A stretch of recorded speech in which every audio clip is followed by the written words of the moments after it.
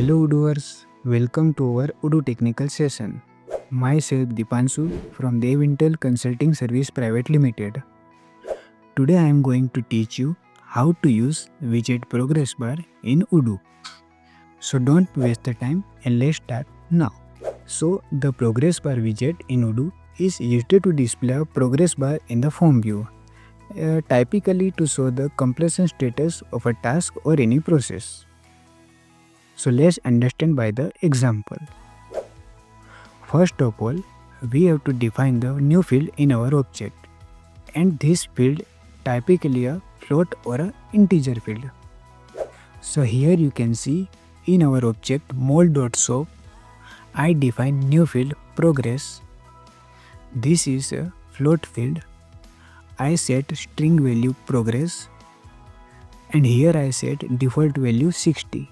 Now we have to put this progress field into the form view of mol.soap object. So this is the form view of mol.soap object, and here I define field progress. Now in the browser you can see this is the soap menu of mol.soap object. Here I click on this new button, and here you can see before using the widget progress bar, the field progress is displayed like this. Here I set 60 as a default value. So now we use widget progress bar. So here into this progress field, we have to write widget is equal to progress bar. Here you can see I write widget is equal to progress bar into the field progress. So now restart the server and let's move to the browser.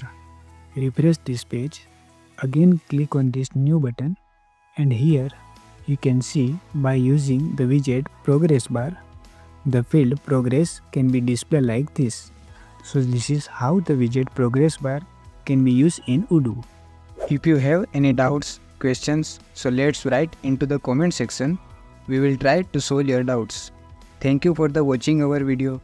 Let's meet into the next session.